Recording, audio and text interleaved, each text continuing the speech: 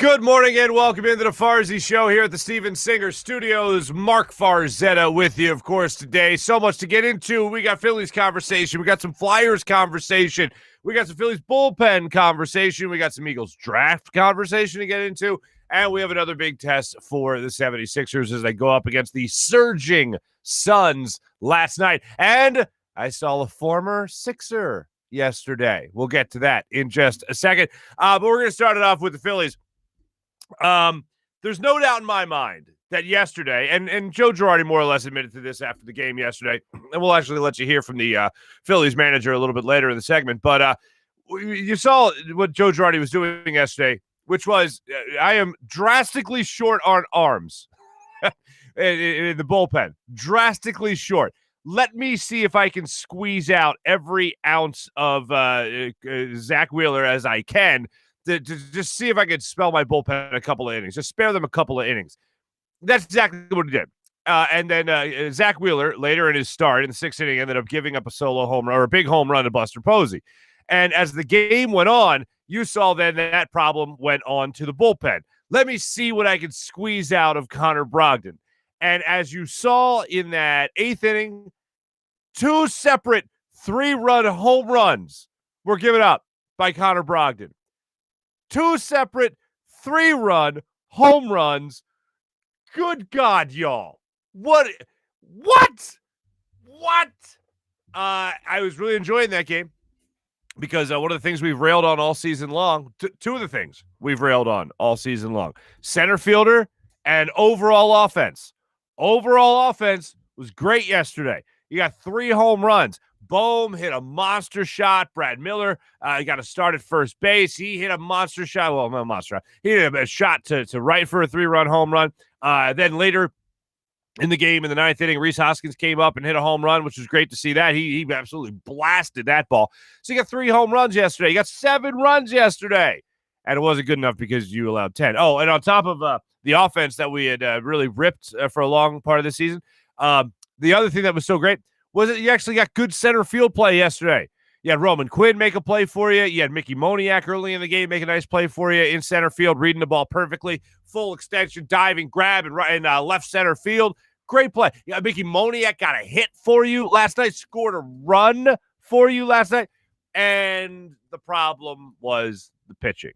The problem was the bullpen. The problem was the starting pitching. The problem was that you had so many guys that now are going to be looking at the COVID protocol list right now. So guys aren't available, as Joe Girardi highlighted after the game. And he even said as much when it came to Zach Wheeler, saying that he needed to make sure that Zach could give you as many innings as possible yesterday. And you saw he was really starting to lose a lot of his muster, lose a lot of his control late.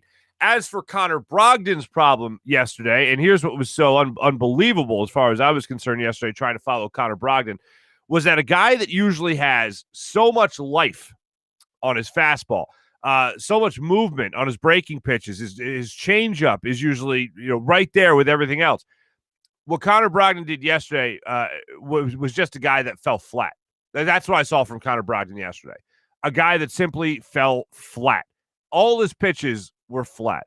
The life, the movement, everything he threw up to the plate. You could almost see it in JT Realmuto yesterday as well, that he just looked like a guy that just didn't have his stuff that night. And you can always tell because you're seeing JT Realmuto move his mitt around a little bit more than normal. You're seeing him miss his spots. Connor Brogdon misses spots.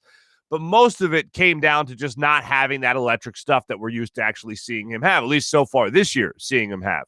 And it just looked like a night where the arms weren't up to the task. And more on the Phillies being short-handed, if you will, last night. Gene Segura goes down early in the game. He's going to have an MRI, I believe, on his ankle today, so we'll see how that goes.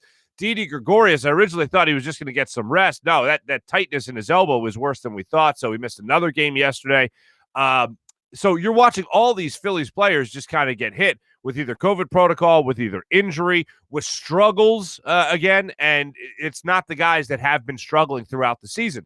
Like I said, it's Zach Wheeler who's giving you some great innings as a starter, and it's also Connor Brogdon in the bullpen that struggled mightily yesterday. So one positive thing I will say about the Phillies from yesterday is really what's been going on over the last 4 games, and that's Bryce Harper. it seems like ever since Bryce Harper called out the offense and really called out his teammates in general and himself saying he needed to be better, he has just been a monster at the plate. He's got 9 hits in the last 4 games. He's got a home run. He's got multi-hit games everywhere. He has stepped up. We really talked about it after the Mets series that he's got to be a guy that's got to win you games. Well, he won you that game against the Mets, or excuse me, against the Cardinals in that 2-0 victory, along with Aaron Nola's dominant performance, complete game shutout with 10 strikeouts. But Bryce Harper has risen to the occasion. With this Phillies team needing the help that they needed in the lineup, Bryce Harper has been the guy to help them out in the lineup to make sure that they're actually putting runs up on the board. Yesterday, you saw help from everybody. Again, from Brad Miller. Brad had a blast. Alec Boehm turned on a pitch yesterday and blasted it 15 rows up in left field. And then later in the game, again, Rhys Hoskins. The guys that had been struggling have started to really come around. And when you get help from center field, you get Brad Miller driving in a lot of runs for you. You should win that game when you have your number 2 starter on the mound. And unfortunately, that wasn't the case yesterday. And as you watch this team continue to progress throughout the season, I feel like the bullpen is actually going to settle in nicely once you get everybody back. I feel like the lineup is going to start producing. I just think you have too many good hitters in this lineup to go through some kind of crazy season-long struggle with your offense. I think last night is a lot more of what the norm will be as the season goes on for the Phillies. And if Bryce Harper, obviously he's not going to keep this pace of just being incredible, which is what he's done over the last 4 games. But if Bryce Harper can kind of fulfill a lot of the prophecy that Larry Boa had before the season, where he said that this has got to be a guy that's going to hit you 40 home runs, he's going to be the MVP conversation at the end of the year, then this Phillies team is going to be sitting pretty. I think last night was more of the exception and not the rule to what we're going to be seeing from the Phillies.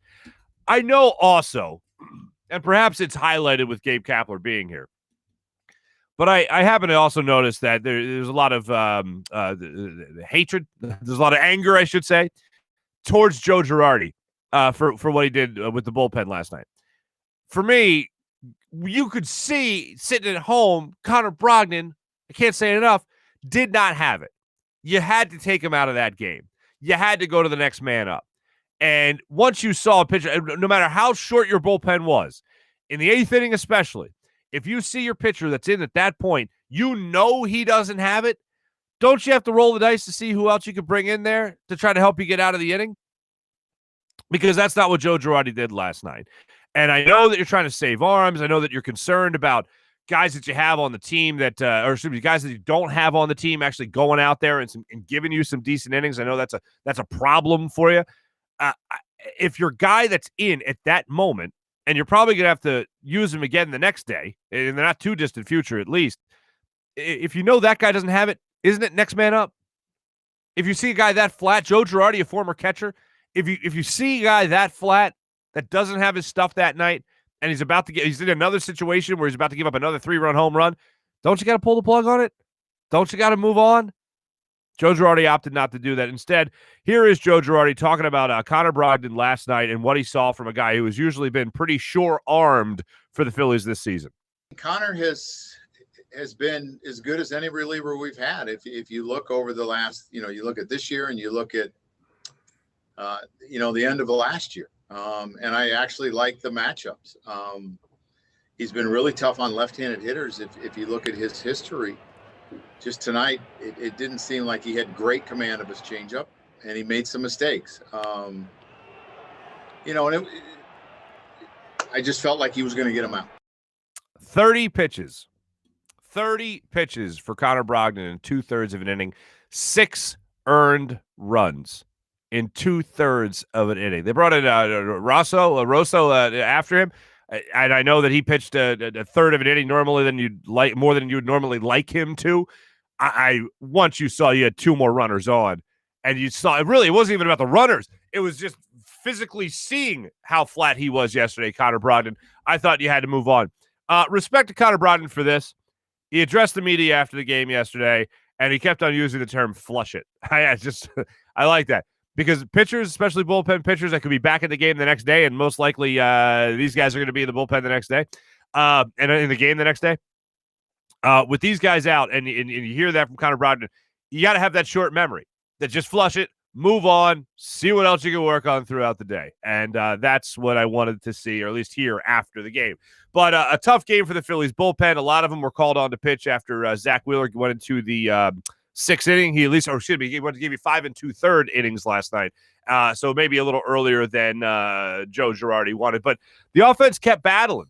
If Zach Wheeler was giving up runs and he gave up 4 yesterday, they made sure to battle back, grab the lead, and take care of business. But this is a game where you could talk about the offense playing up to par, and you can also talk about the center field spot not being a problem, at least. Turns out it was the arms yesterday. So we'll see how the Phillies do when they wrap up this series today with the New York Giants. And hopefully Gabe Kapler won't be getting a sweep in his return to South Philadelphia against his former ball club. So we'll talk even more Phillies tomorrow and recap what goes on into today's game. 1:05 start time, by the way. Expecting some afternoon showers, maybe even thunderstorms, I believe I saw. So if you're going down to the game, make sure you're aware of that. What else are we going to get into today? Yesterday, I was reminded that the Suns were in town because I went to one of my favorite spots in Philadelphia, and I knew while he was here in Philadelphia, Grand Cafe L'Aquila in Center City was one of his favorite spots to go to. And sure enough, I go in there, take my father-in-law there, take my lovely daughter there. We get some gelato, we get some coffee, get some sandwiches, right? And my bartender friend says, he's from Italy. He's a sports guy, right? Yeah, I was like, of course. And he goes, over there, Dario Saric. Dario Saric hanging out in Center City, Philadelphia, just enjoying one of his old favorite places while he was here with the 76ers in Center City. Grand Cafe Law, great place, by the way. This is not a promotion. This is not an advertisement. Just a great place. One of my favorites in the city. And there he was. And I was just, oh, hey, Dario. Hey, what's going on? Yeah, so he was just hanging out in the city, enjoying all the Philly has to offer once again. But the Sixers take on the Suns tonight. We'll see what goes on with Tobias Harris. We'll get an update on him with Kyle Neubeck joining the show coming up on the Zatos Investments guest line in just a little bit. Kyle does great work. We used to work together over at WIP, and Kyle does great work right now for Philly Voice, breaking down the Sixers, covering the Sixers, does phenomenal work doing that. So I'm glad we can finally get him on the show.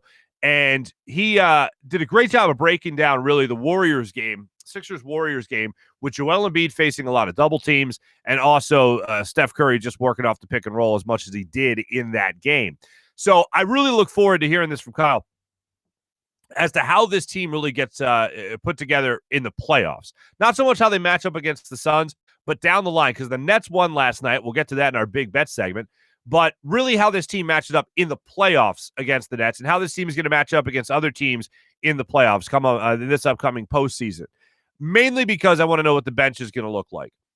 You're most likely going to have Dwight Howard, George Hill, Shake Milton as your bench, and probably Matisse Thybulle as your guy that will be your defensive specialist.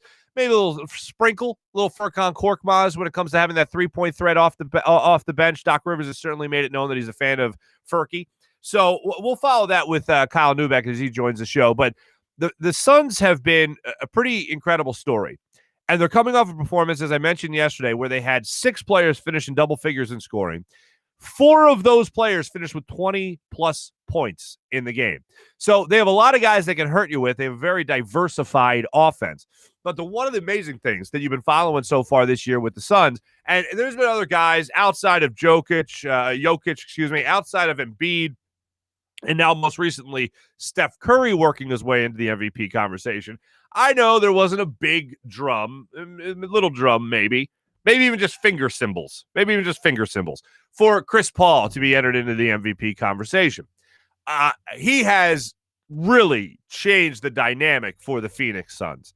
Getting a guy to orchestrate that offense, getting a guy as a point guard with the veteran experience of Chris Paul, with the distribution skills of Chris Paul, with the court vision of Chris Paul, has really changed the story for the Phoenix Suns. And Devin Booker is looking to make it into the playoffs this year. I am in all of it. I don't think Chris Paul is really in that conversation for MVP, but certainly what he has done, he has been maybe the biggest difference maker in a franchise this season. I don't know if you can go most valuable player in the NBA, but certainly maybe the guy that helped the team turn around the most is Chris Paul. Having him as their point guard has changed the whole dynamic of that Suns team. And it shows you that if you just get a guy who knows how to run an offense in there, you can do some pretty incredible things. And, of course, having the weapons that the Phoenix Suns have, and Dario being one of those. So we'll see how it breaks down tonight, 7 o'clock start time. Sixers, Suns. We'll talk about that game a little bit more in our big bet segment coming up at the end of the show. Here's what I'm going to do, folks. We're, 8 days away from the NFL draft? Starting next week, in preparation for the draft. Maybe even I'll do it towards the end of this week. And it's Wednesday already. Wow. It's weird I was kind of off Monday, even though I was live from the kayak, yapping on the yak. It feels like all my days are off because I had a day of leisure on Monday. So Monday actually felt like a Sunday. My days are all screwed up right now. So here's what I'm gonna do. I am, admittedly so, a big fat baby over everything that Howie Roseman has done in terms of trading back in the draft, because I feel like you could have gotten such an amazing playmaker at 6. So why move back? I'm gonna bury that. And I'm going to put on a happy face for a second. And maybe Friday I'll start my preview. I'm going to do the shut the hell up big baby Marc Farzetta and just tell us who you'd like anyway. I told you I've liked Patrick Surtain. I told you I like Jalen Waddle. I told you all the names that we've really kicked around a lot that you could still possibly get at 12. Maybe even get it would certainly get if the Eagles do decide to trade back into the top 10, which would just be so mind-numbing, as Hugh Douglas said yesterday with us, and Hugh said a lot of things with us yesterday. But I'm going to put a list together of it's going to be okay guys. And that's going to be a list of guys that if the Eagles do take, I'll think to myself, it's going to be okay. This isn't a total train wreck. And after you got this particular guy in the first round, then we can start talking about how you can use those maybe those 3 first-round picks in next year's NFL draft, because that's ultimately the upside, right? Right now, I know I'm focused on not having Kyle Pitts, not having Jamar Chase, possibly not even have a quarterback like Zach Wilson, maybe. Looking at those guys, I try to say, all right, well, we're going to miss out on these guys. But after that, next year is the year that you hope to just dominate the draft and do whatever the heck you want. And we might be begging. Here's the thing. We might be begging for those first round picks, those 3 first-round picks. We might be in a situation that maybe Jalen Hurts comes out and absolutely sucks, and he's terrible. Maybe Nick Sirianni can't run a locker room. Maybe Nick Sirianni's game plan sucks. Maybe Howie Roseman's messed up everything again. Whoever the GM would be in that case, you can at least say, well, at least he's got 3 first-round picks to try to rebuild this thing, and hopefully he hits on all those guys. And I still don't think, no matter what, the Eagles pick 3 players in the first round, but I know that they'll use those picks to move wherever the heck they want in the first round. That is for darn sure. So I'm going to put a list together. It really starts with the guys that I have mentioned on the show already, and that's Jalen Waddle, that's Devontae Smith, that's Patrick Surtain. If you're going for need, obviously it's corner. If you're going for, I think, best player available, then that is yet to be seen. But guys that are expected to be there are the 2 wide receivers I mentioned out of Alabama. Well, the 3 players I mentioned out of Alabama, Patrick Surtain being one of them as well, but the corner in this regard. So I'm going to start to put that list together. Guys where I think it's going to be okay. It's still going to be okay for the Philadelphia Eagles if they take any one of those few names that I'll be rolling out, aside from the previously mentioned 3. Right now, I do want to tell you about our friend. Flyers conversation real quick. So, Flyers, 11 games left in the season. 11 points out in the season. My Flyers report for you today is this. They cooked. They are cooked. It's time to just start looking forward to next year, and we've been talking. That's been unfortunately the story for a couple of weeks. Hopefully, we might get a Flyer or 2 on the show to kind of tell us what happened with this Flyers team this year. I had great expectations for them. They're obviously not meeting those expectations, and nor does it look like they will reach those expectations. So hopefully, we'll get some explanation for all that when the season does officially wrap up. I do want to tell you about my friend Steven Singer Jewelers, the other corner of 8th and Walnut, right in Philadelphia. they're doing a great thing for Mother's Day. Mother's Day, May 9th, just around the corner. So make sure mom is taken care of with a beautiful sunshine yellow gold-dipped rose, dipped in 24-karat gold. Go to IHateStevenSinger.com. That's IHateStevenSinger.com, and make sure you order one of these roses. Fast and free shipping, free gift card. It comes with you. Write whatever message you want. And how about this? Not only will you be taking care of mom, not only will you be taking care of a loved one, you'll also be saying thank you to the hospital workers, the essential workers, the first responders, the doctors and the nurses in our area for all the work they've done during the pandemic. And you'll also be helping restaurants. Now, how does this work? Well, here's what Steven does. He takes a portion of the proceeds from the roses, buys food from these local restaurants, and has the first responders given free meals. They're taken care of as a huge thank you. So money goes to the restaurants here locally that need our money, need our business. And then we get to thank our first responders, doctors, nurses, our hospital heroes. So, Steven, not only, boom, take care of mom, boom, take care of the hospital workers. And in doing so, you also take care of our local restaurants, and you feel good about doing it as well. You feel great about doing it, as a matter of fact. It's a win-win-win-win. That's the way I like to think about it. So go to IHateStevenSinger.com right now, the other corner of 8th and Walnut. Make sure you purchase yourself a beautiful, dazzle, sparkling, sunshine yellow rose, a new rose color for Mother's Day this year. And Steven will take care of your mom. Steven will take care of our local restaurants and our healthcare heroes as well. Go to IHateStevenSinger.com, the other corner of 8th and Walnut, right in Philadelphia. And make sure you tell Steven that I sent you. All right. Without further ado, a guy breaking it down in a great way for the 76ers and all things 76ers from PhillyVoice.com. Let's talk to our good friend, Kyle Neubeck.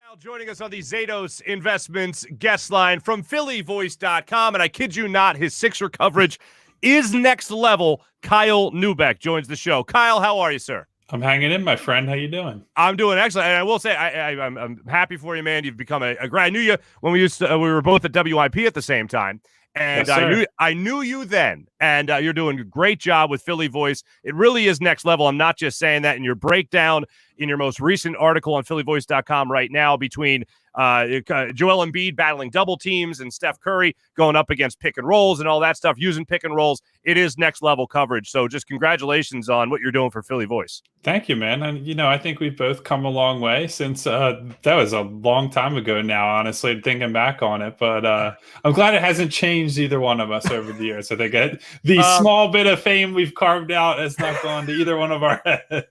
Well, let's see. I was bald then, right? I was still bald, shaved? I believe so. I was clean shaven back then, so that was an important distinction. But and you have a ponytail now, from what I understand. Yeah, well, more of a that's a man bun, whatever you want to call it. But yeah, that was actually more of a pandemic related pickup. My girlfriend just kind of took to it after a while and was like, I just let it rock. So we're gonna let it go until maybe we have to be more in public again, and then we'll go back to the normal look. We'll see.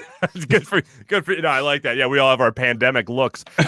Kyle, this news at the time we tape this, this news has just come out regarding James Harden out indefinitely, and I think you put it very well in your tweet.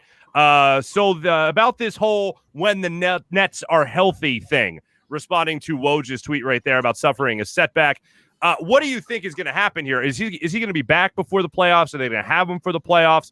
Or at best, are the Nets going to have to rock out with Kyrie Irving and Kevin Durant? What do you think happens here with the Nets? Not a bad fallback plan if that's what they have to end up rolling with. But from the sound of things, it sounds like Harden will be back maybe towards the end of the regular season, beginning of the playoffs. And some of that's the, being conservative with how the schedule is this year. Like if you bring him back quickly, it's just game after game after game after game with all these back-to-backs and what have you. And I think they're trying to avoid that at all costs. Now, obviously, even if they get him back before the playoffs start, there's a significant cost of him being out this long. Like they've had very few reps together as a trio. Like these guys are expected to be, the guys who carry the team in the playoffs. It's why they went out and they traded every first-round pick they possibly could for Harden.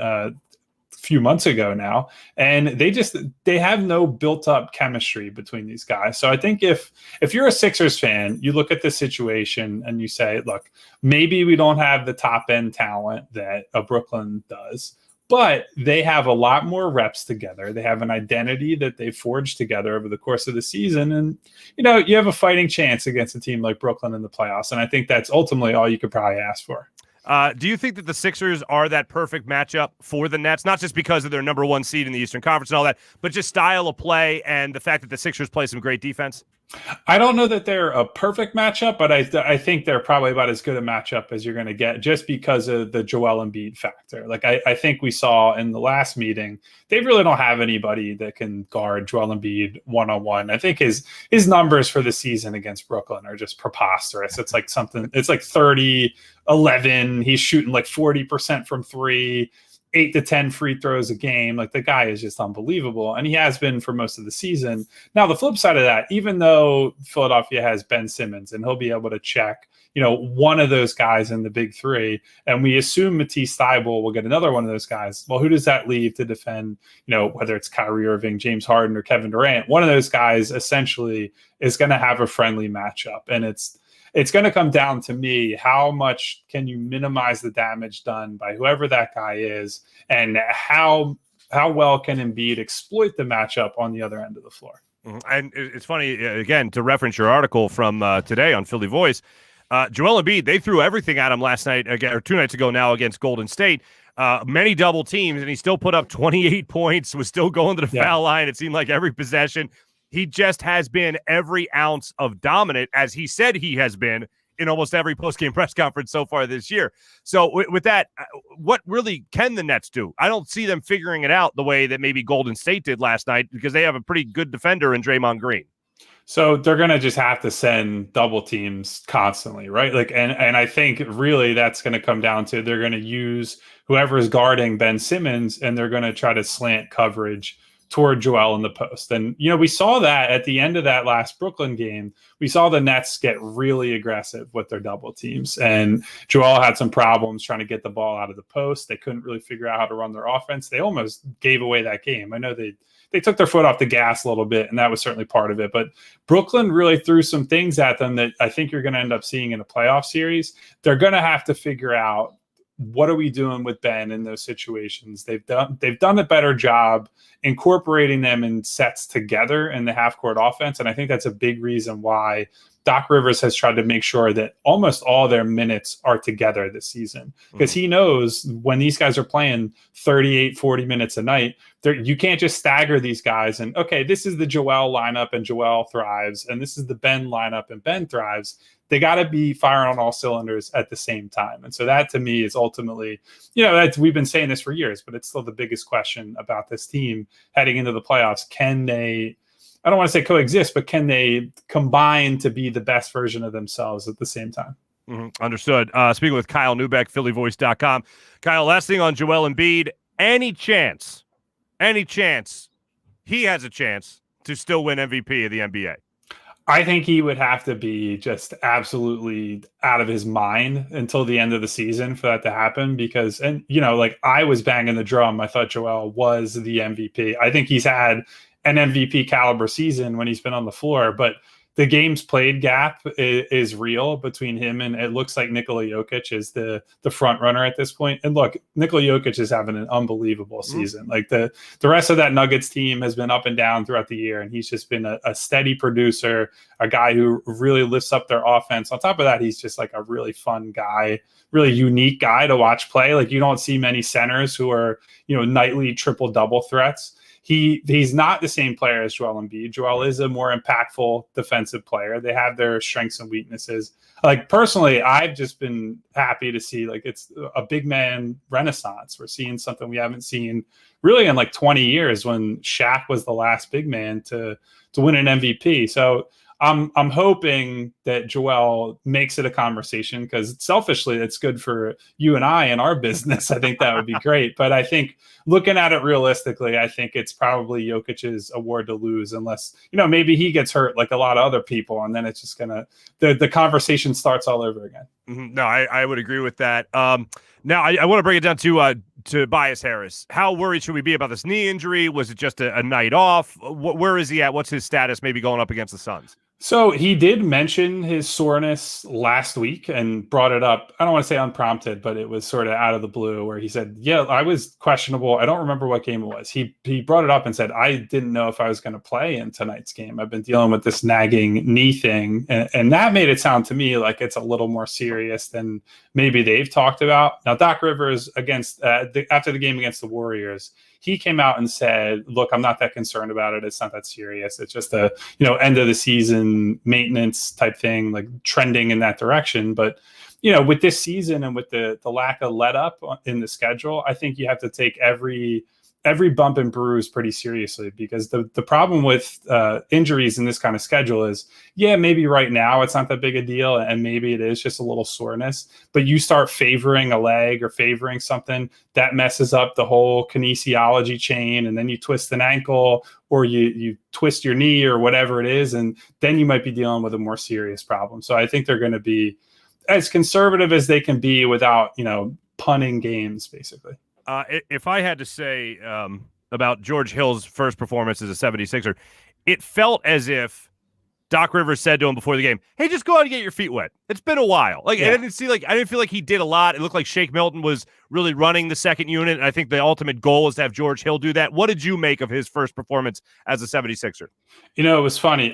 Brett Brown used to say, we shake a guy's hand and now he's the starting point guard. And last night it was, hey, George Hill, we shake your hand. You come back after 3-month layoff and now you're guarding Steph Curry in crunch time. Good luck, buddy.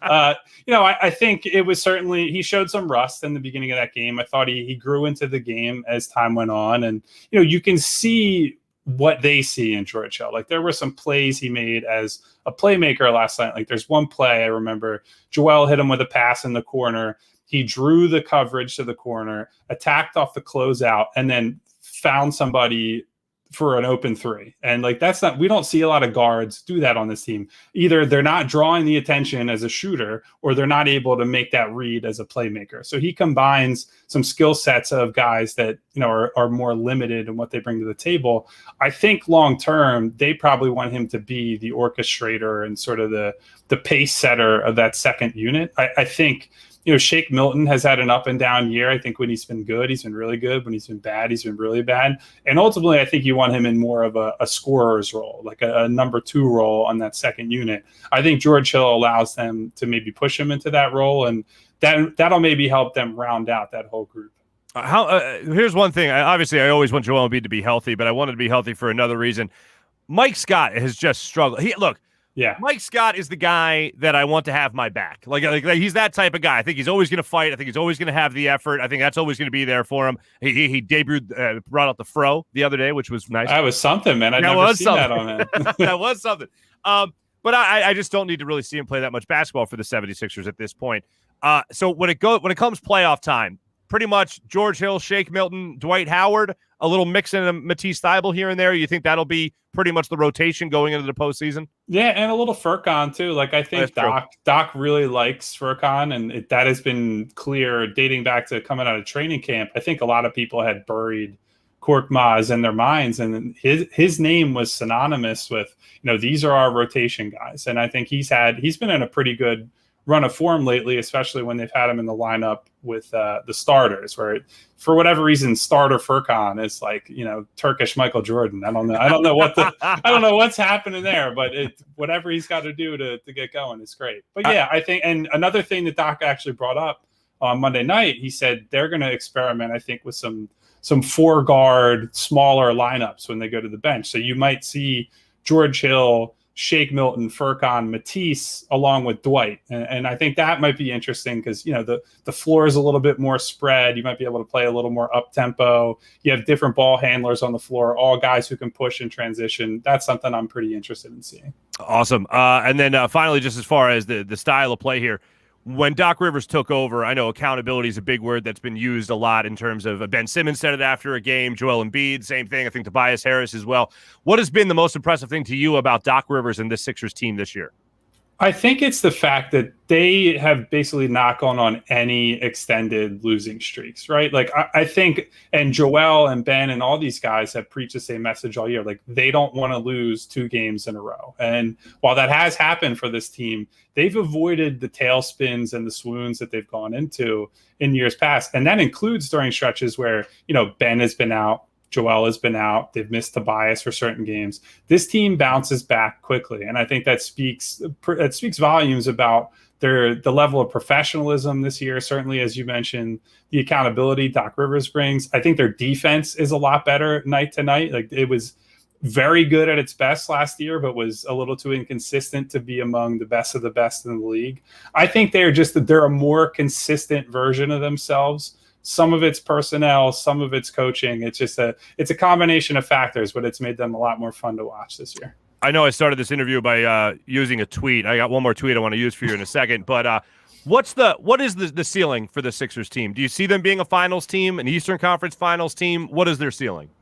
I think the best version of this team can win a title. Like I genuinely believe that. I think when you have a guy playing at an MVP caliber level, and Joel has been at that level all year. Tobias Harris has been a credible number 2 scorer, number 2 option, and really had been their crunch time guy in a lot of cases. And then you have Ben Simmons, who's sort of the jack of all trades, the Swiss Army knife guy.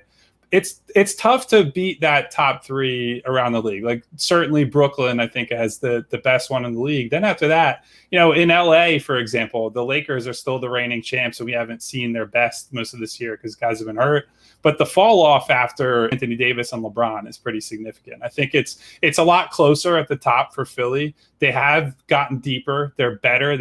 I think just having shooters on the floor around these guys has allowed Joel and Ben to be, better versions of themselves, especially Joel in some ways. And look, like I just said, they're a top-level defensive team. And anytime you can defend and you can get teams out of what they like to do, you're going to have a chance in a playoff series against anybody. Mm-hmm. Now, here's the thing. I said your coverage is next level. I didn't see anybody else cover this story that happened in the Sixers game the other night. Oh, boy. So this is something that is spectacular. I believe you broke the news, or should I say you cracked the news, maybe? Oh, I know what you're talking about. So what was it? Is this a developing story? Did we confirm this? Did he intentionally moon the entire Wells Fargo Center crowd, or was it unintentional on the drip cam, which I didn't know was a thing? I'm going to a game in next week, so I want to make sure I'm ready for the drip cam. First off, what is the drip cam, and do you know whether or not the man mooned everybody intentionally or not? So I cannot confirm or deny whether there was an intentional moon or not. But the concept behind the drip cam is, they show a bunch of the guys coming in. It's just pictures from their team photographer of the guys' outfits coming in. Because, NBA fashion these days is a huge, huge deal. Yeah. And then once they show all the game day outfits, they actually did a showcase of Furkan's outfits last night and did a little interview on the Furk fashion, which I got a real kick out of. Nice. Then they cut to the crowd and they look for people who have, some particularly snazzy Sixers gear. And so they go to this guy. I believe he had some kind of like flashy Sixers jacket. He's loving it. He's showing it off. He tries to do a twirl to show what's on the back. And it's like some old school plumber's crack. It's just, his crack is hanging out. And it's like, man, I know you're trying to like pretend. I was glad because, they put people on the Jumbotron and sometimes they're just like, they're on their phones and nobody's looking. And it's very 2021. This guy got all into it. And unfortunately, there's a little bit of a Janet Jackson wardrobe malfunction. Great way to put that. I'm going to give him the benefit of the doubt. Unintentional. It sounds unintentional. I don't think he meant to give us a little extra, if you know what I'm saying. Kyle Neubeck, Philly Voice, phillyvoice.com. Make sure you read his stuff. All things 76ers. Next level coverage, as I said. Kyle, thanks so much for joining us here on the Zatos Investments guest line and the Farzy Show. Thanks for having me on, buddy. My man, appreciate it. Kyle Neubeck, phillyvoice.com. Perfect. Great catching up with Kyle Neubeck and being able to talk some Sixers with him. I see some of the comments on that interview, and yes, it was recorded on 420. And how dare you judge Kyle Neubeck? You can't always judge a book by the cover, folks. All right. We'll get to more on that in just a second here, especially with everything going on with Joel Embiid and the Sixers squad matching up against the Suns tonight. looking forward to that game. But first, I do want to tell you, you can follow some great website content with Philadelphia Sports Nation, a local Philadelphia sports site covering our favorite teams across blogs and social media. PHLSportsNation.com. Philadelphia Sports Nation, enhancing your Philadelphia sports fan experience. So make sure you check them out. But how about DraftKings? I made some money with DraftKings last night. Tell you a little bit more about it coming up in our Big Bet segment. But this is what you should do. You download the DraftKings Sportsbook app, America's top-rated sportsbook app. And you should maybe turn $1 into $100. Well, how would you do that? Because that sounds crazy. It's not that crazy with DraftKings. They have great promotions like this all the time for new customers. Turning $1 into $100 is simple. Pick any basketball team you're choosing to win the next game, hit a three-pointer, and you win $100 on a $1 bet. That's 100 to 1 odds, folks. The team you're choosing simply hits a three. Your teams have been hitting threes at an unprecedented rate this season, even more so by today's standard in the NBA. DraftKings, safe, secure, reliable, so you can deposit and withdraw your funds at your convenience. Download the top-rated sportsbook app right now, DraftKings. Use promo code Farzy, that's promo code Farzy when you sign up, to turn $1 into $100 in free bets if the basketball team of your choosing simply hits a three.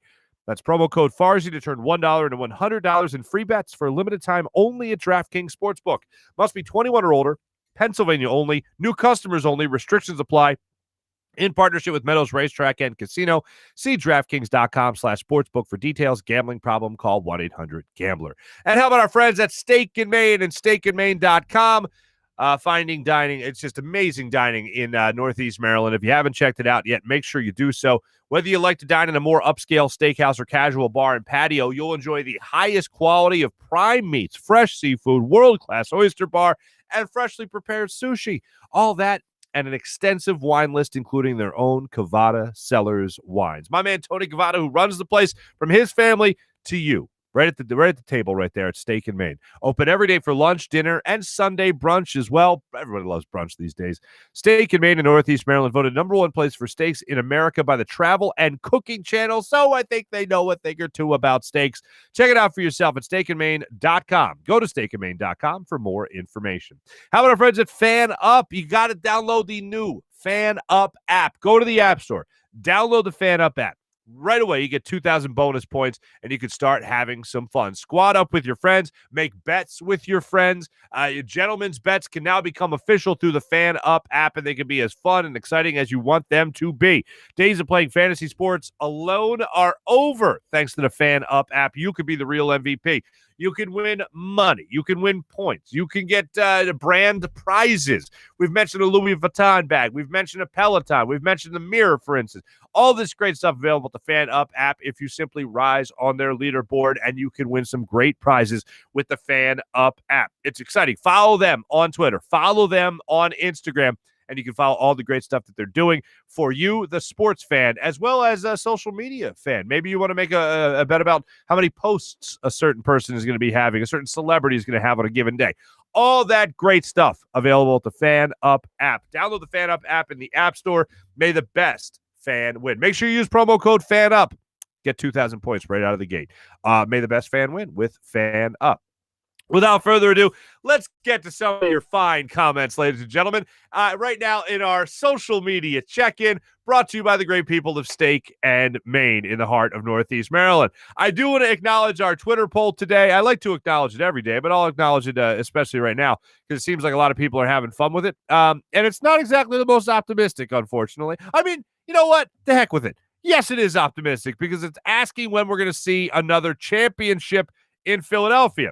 Which Philly team, this is on the at Farzy show on Twitter, which Philly team do you have the most confidence in being a legitimate contender, excluding the Sixers?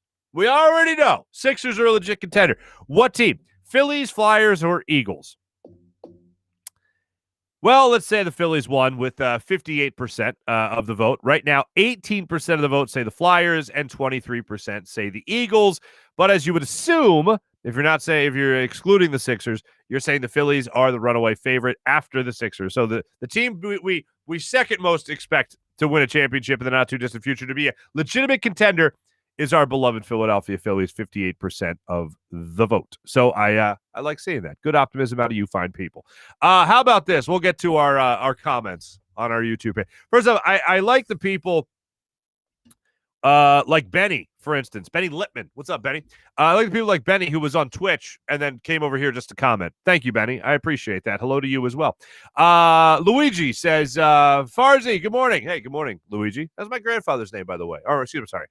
My great-grandfather's name was Luigi. Mally's checking in. Morning, my guy. Morning, my guy, Mally. What else we got? Mally says, every pick in the first round. We could have every pick in the first round, and we'd still be scared because it's Howie. I agree. Jeff saying it's going to be okay, Mark. It's a sad panda. I'm going to get over it. I'll put it this way. I'm not going to get over it, but I'm going to act like I'm over it for the embetterment of the show and to further educate my audience. That's what I'm going to do. Aren't I a nice guy? Yeah.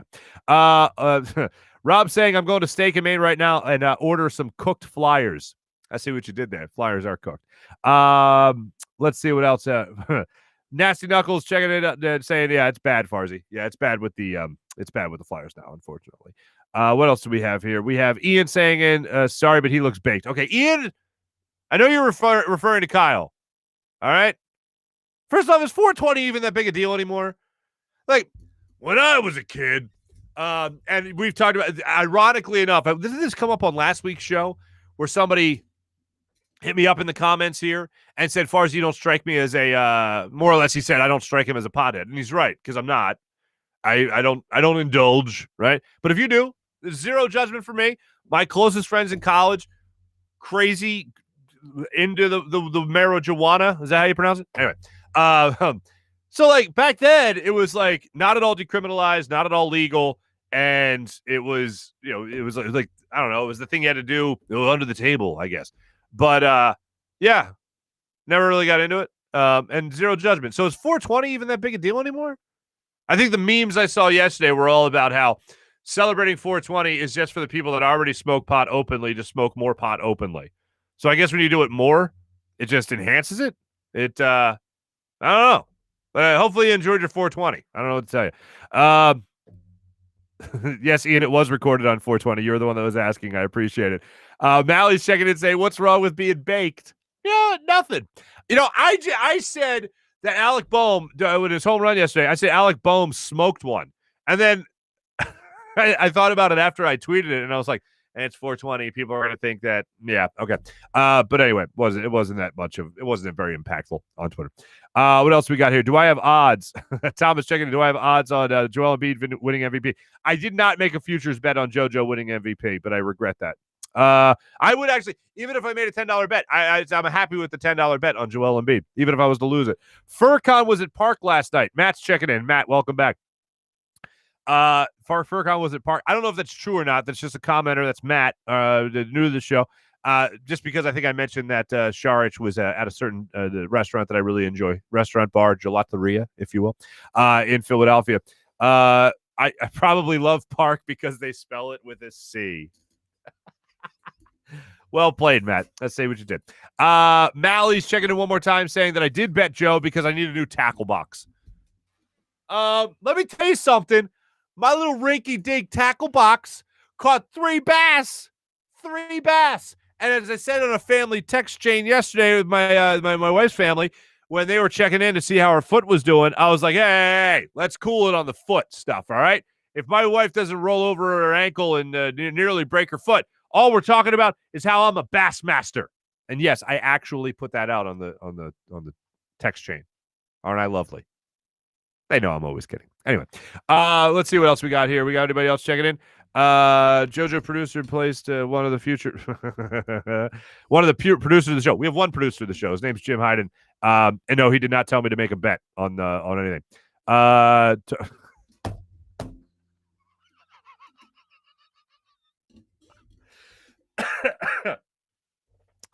What do we? Lincoln's checking in saying he's definitely toked up, got a pink shirt on today. He usually wears blue or gray. Here's the thing. We want to spruce up the set a little bit, okay? And we're going to do that. But until we spruce it up, I got to wear a light colored shirt. So I generally wear white, a white striped, a light blue, I got the gray. The gray is probably the darkest I go nowadays. So yeah, I try to wear a shirt that pops a little bit, so you're not looking at somebody working in a funeral home, basically. So there you go. You a foot guy? Why would he be a foot guy? Matt's asking if I'm a foot guy. I don't know. I'm not a foot guy. No, I'm not a Quentin Tarantino foot guy. I'll tell you that much. Farzy a bass man. You're damn right I am, Lincoln. Thanks for everyone that checked in on the social media. Check in there on YouTube. Much obliged. Thanks for everyone that voted, of course, during our social media check-in on Twitter. Brought to you by Steak and Maine and our question of the day from Steak and Maine at steakandmaine.com. Moving on now to Morning Rush. I'm going to save some. I was going to mention something here in the Morning Rush, but I'm gonna save it for the end of the show after Big Bet. So we're gonna bump that right now. Flyers, they have another off day today. They're back at it against the Rangers in Madison Square Garden tomorrow night, 7:00. I always want the Flyers to win. I'm always gonna root for them to win. 11 points out, 11 games to go. What the hell? Let's go Flyers. Let's go Flyers. All right. Let's give you some NBA scores. Knicks beat the Hornets last night, 109-97. Knicks have now won 7 in a row. Knicks are the hottest team in the NBA right now. Pause, rewind, replay. The Knicks are the hottest team in the NBA right now. And we're going to focus on them a little bit later in our Big Bet segment. Maybe we'll see what they got going on. You also have last night, the Nets beat the Pelicans 134-119 or 129. The Nets scored 134 points with no James Harden and no that other character guy, Kevin Durant. They scored 134 points with Kyrie Irving. They had 7 players yesterday finish in double figures in scoring. 7. Without Kevin Durant, without James Harden. It was Kyrie Irving's show. Joe Harris, Landry Shamet, Timothé Luwawu-Cabarrot combined for 8 threes in that game, so they weren't any short of the long ball at all. I believe Joe Harris had 3, and I believe Landry Shamet had 3, and Kyrie Irving had 3 himself. But they had some firepower yesterday against the Pelicans. They were able to pull out the victory. So we'll focus on that as well in our Big Bets segment. And then one last thing from yesterday. I don't have the picture handy, and chances are you've probably seen it by now. The woman in the stands at Citizens Bank Park yesterday who was asleep with a mask over her face, thing of beauty. If you haven't seen it yet, I'm sure it'll be there somewhere on your social media feeds throughout the day. I think John Clark put it out there on social media for some people, so you can see it out there as well. Here's what I'm hoping. The Phillies avoid the sweep today, obviously, against the Giants, and I'm hoping that no fans fall asleep while at the ballpark. I had a friend of mine down there at the game last night. They were having a wonderful time. It was their birthday, and they just they look like they're having a fantastic time. So if you get the chance to go down to the ballpark, if you're comfortable going back to a game, by all means, indulge and have yourself some fun. And that's, of course, speaking as someone who's vaccinated right now. That's all right. That's our Morning Rush, brought to you by Sky Motor Cars and SkyMotorCars.com. Car for every budget. They also take care of a lot of the pro athletes in our area as well. Now let's move on to our Big Bets segment. Big Bet segment brought to you by DraftKings. Download the DraftKings Sportsbook app right now and enjoy yourself right now with America's top-rated sportsbook app. Here's what I like tonight in our Big Bet segment. Now, I won yesterday, and I won my last bet, so that's 2 in a row. I win one more tonight, and that's what you call a winning streak. So, all right. Nets over the Pelicans that I mentioned last night. They went into the game plus 3.5 point underdogs. They won yesterday. They not only covered, they won yesterday. So I won some money right there. Sixers go off tonight as 1 point underdogs against the Suns. I ain't touching this game until I see Tobias Harris, Ben Simmons in a lineup ready to go. Because I think if Ben plays tonight, I think Ben's going to go off in the battle for Kendall Jenner. Him versus Devin Booker. Let the games begin. So we'll see how that goes tonight. But right now the Sixers are 1 point underdogs. The game I do like tonight, because I'll say it one more time. The New York Knicks are the hottest team in the NBA, having won 7 in a row. The Atlanta Hawks have won 2 in a row. They are right next to each other in the standings, with the Hawks having a slight edge over the New York Knicks. So as this goes on, this is obviously a big game for them throughout the during this regular season. So the Knicks and Hawks tip off tonight, 7:00 at Madison Square Garden. Knicks are going off as a 2-point favorite. I'm taking the Knicks, baby. Both teams coming off a back-to-back. Knicks are home. Hawks are traveling to New York, obviously. I like the Knicks tonight to win their 8th in a row. Keep riding that Knicks train tonight. Let's go Knicks. How about that? Like I said, Sixers are a 1-point underdog. I'm going to wait to see how everything really shapes up towards tip-off. I might get involved in a little Sixer action tonight. I might get involved, too, in a little Joel Embiid over. Probably going off at 28.5. I haven't really looked yet, but probably around there. Joel Embiid's coming off a loss where he was their only stud in the lineup, if you will, against another MVP candidate in Steph Curry. So this is another game that I would imagine Joel Embiid will go off on, and I don't really like their matchup for them at the center position for the Suns. So, yeah, I'm going to go ahead and assume that Joel Embiid's going to have another great 30-plus point performance tonight for the 76ers. So let's hope on that. Before we go any further, I do have some other people checking in here on social media. I did have a question.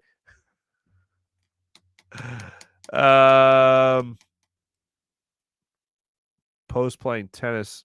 No. For the foot stuff, check your browser history. All right. I see what you're doing there, Matt. Good to have you commenting, though. All right. Yeah. Okay. Now there's a back and forth started on the comments. So yeah, everyone's welcome. It's a table of plenty. Everyone have some fun. All right. Big bet segment. I told you my official bet for tonight will be the New York Knicks over the Atlanta Hawks. Here's what I bumped because I wanted it to be more poignant, and I didn't want to throw it into a segment where I was goofing around because it's a serious topic. Obviously, the Chauvin trial came to a close yesterday. He was found guilty on all charges. I just hope that we all take this as a moment of justice being served. I hope we all take this as a moment of accountability for all, and I hope we all take this as a moment of really just motivation to be kind to one another.